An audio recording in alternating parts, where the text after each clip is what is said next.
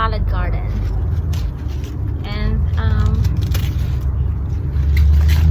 we have a lot of lettuce.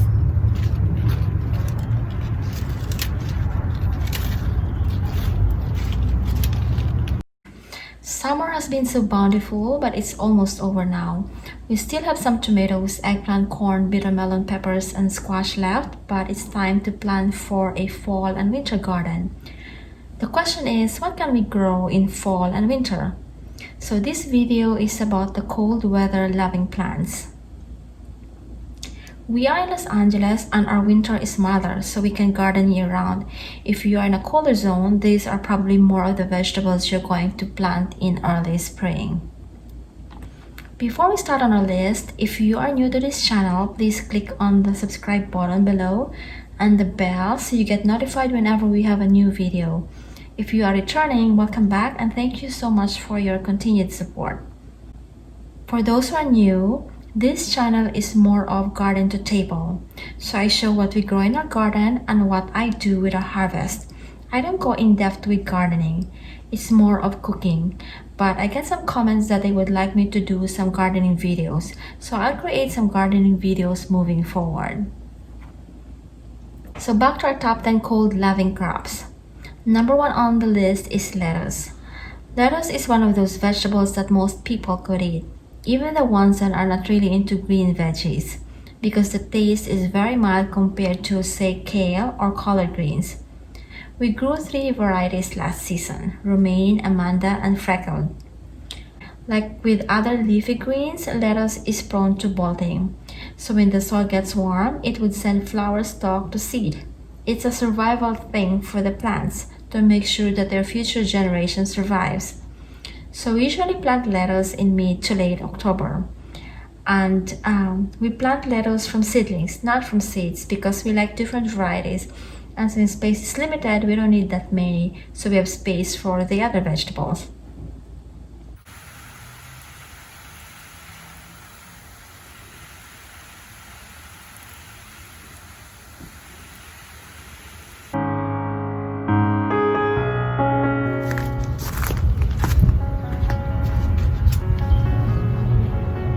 We are growing 3 varieties of lettuce: Amanda, romaine, and freckled. And I am going to make salad with all 3 of them. So, this is Amanda with curly leaves. These are the salad that I picked from the garden. 3 different kinds of lettuce: romaine, Amanda with like a curly edge, and freckled lettuce. They are very pretty.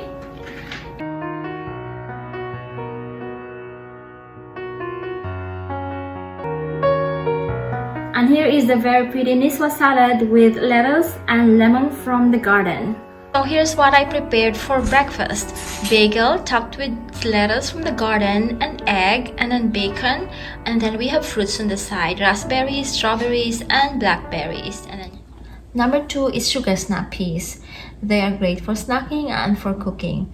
If you have grown sugar snap peas, you would know that they taste way better when homegrown, sweet and crunchy.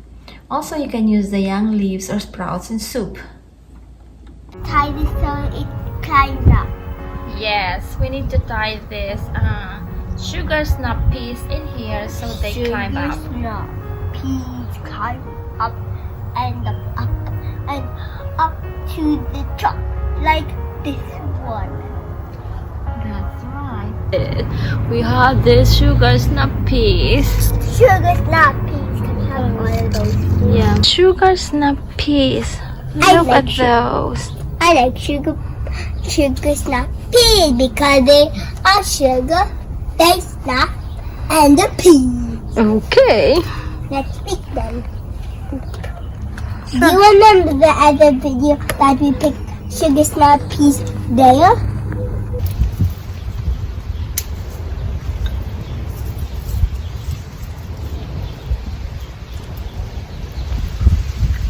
It's so cold.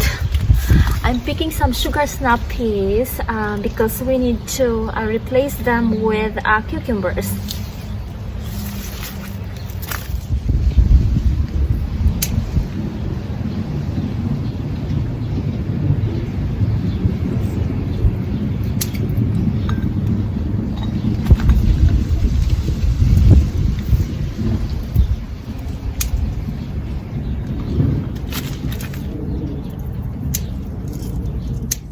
Number 3 is chard or Swiss chard. They look very pretty with their colorful stalk. Here's peppermint chard, my favorite.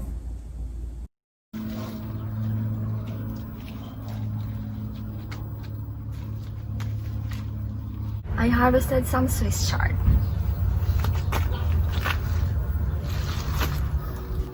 Hi there, Joshua and I are making a dish from Provence in south of France. It is very simple and very nutritious. Here's our trochea. I need to flip this so the top portion gets cooked too. Number 4 is kale. Kale is one of those superfoods. Very healthy and nutritious. They are very versatile too. You can use them on salad, on soup. You can dehydrate them or roast them in the oven. There are different varieties of kale. There's the curly kale, which is sort of the most common. Then there is lacinato, or sometimes called Tuscan or dino kale. There is Russian kale. There's purple kale. Those are just the ones we have grown in our garden. There are way more. Kale is more sturdy. They don't bolt, even during midsummer here in Los Angeles when it can get to triple digits. So we grow them year round. This is curly kale, and it's pretty tall now.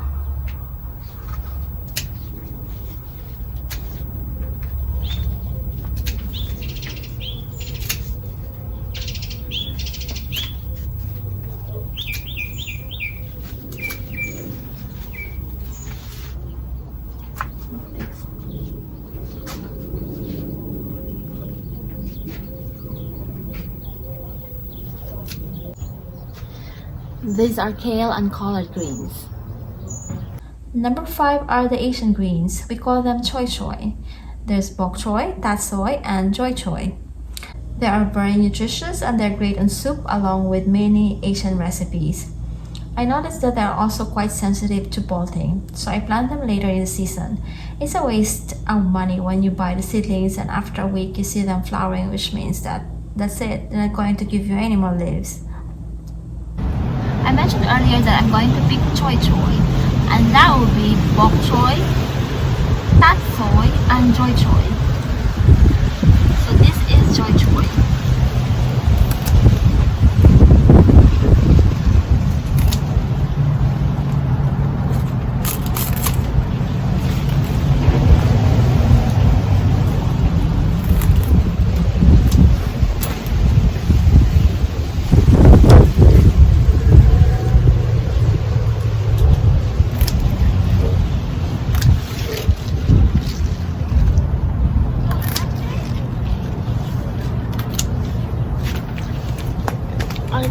I like them because the stalk is very crunchy when you stir fry. So I'm going to stir fry this with shrimp and mushroom. Bok choy, joy choy, and tat soy.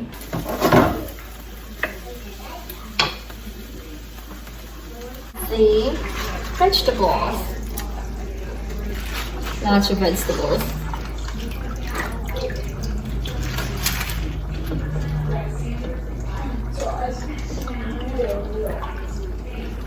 It's very easy. So here you go. Dinner is ready. It's sauteed shrimp with mushroom and vegetables from the garden. Tat soy, bok choy, and joy choy. Number 6 is spinach, probably one of the most common leafy green. We love spinach in our soup too, or just sauteed in garlic as a side dish. We're here in the garden to pick spinach. We're making salmon soup and we need some spinach. Let's go. Spinach. Where's the spinach? Alright. Behind you. 1 second. I need...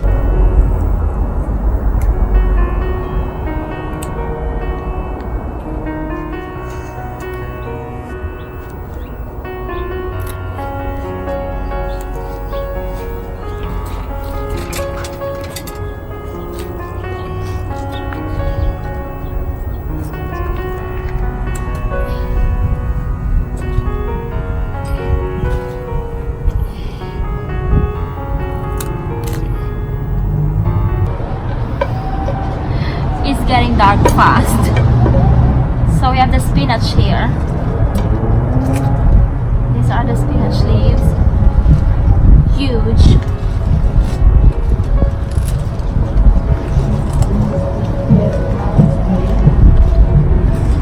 The spinach that I picked from the garden earlier. Look at how huge the leaves are. I'm going to cook this with mung beans. There you go. Number 7 is beet or beetroot. Have you seen gyoza beets? Aren't they gorgeous? We love beets, but once you peel off the skin, they oxidize like avocado. Once the skin is removed, oxidation begins. They turn gray or brown. The taste stays the same, but they are no longer visually stunning.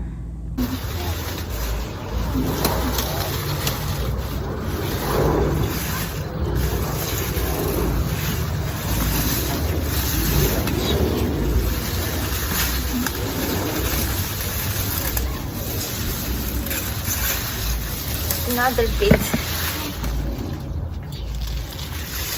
The beetroots. And beetroot oxidize or they turn brown or gray, so they need to be placed in water right away to minimize the contact with air.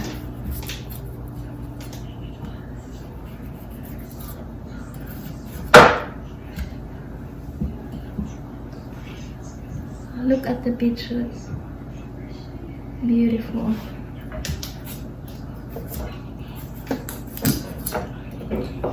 Look at the color.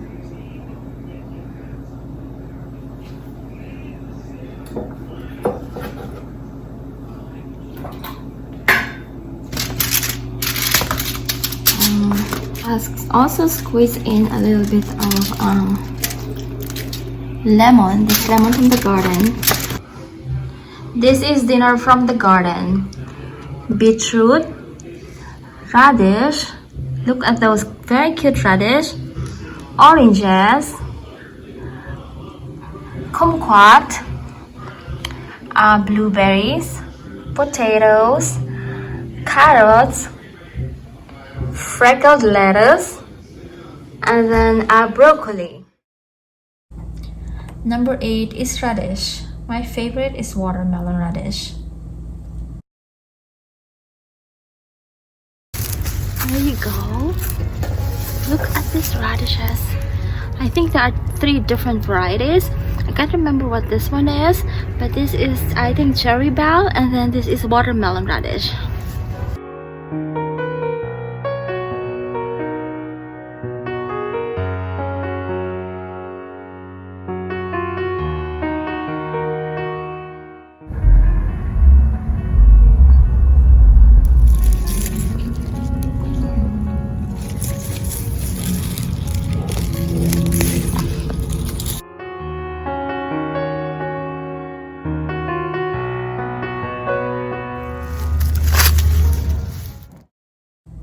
Number 9 is collard greens. Very nutritious with their dark green leaves. Great source of calcium and vitamins A, C, and K.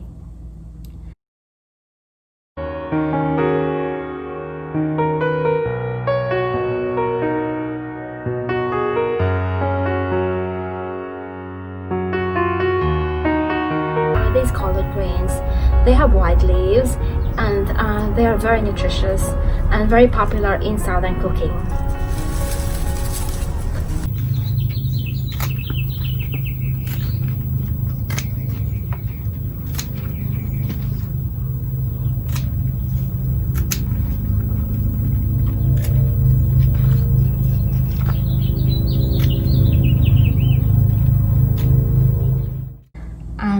last on the list is broccoli or broccolini or broccoli rabe.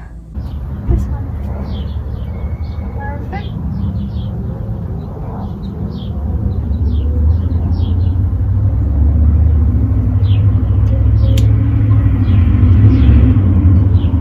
One second, I'll take a video up close. One second. Joshua is picking some broccolini.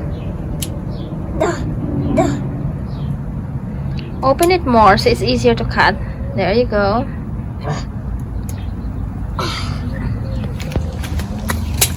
Oops. On my effort. These are the grapes. Broccolini. Oh, let's say it again. And the broccolini. It's a very big. So we're going to pick broccoli.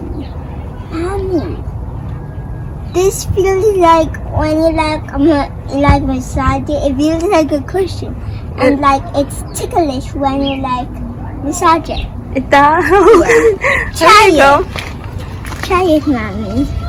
Oh, you're right. It's a little ticklish. All the way down. All the way. Yeah. Or maybe you can break it I don't know about that, mommy. like this, like that. It's like a tree. It's like a tree. There you go. A tree Our broccoli. Oh, there you go. Wanna show it? A tree. That's our broccoli. Yes. It looks like a tree. Yeah, that's right. It looks like a Put it on our stash. We need to harvest more stuff. Alright. Wait, can you hold the scissors, please? Sure. Catch me.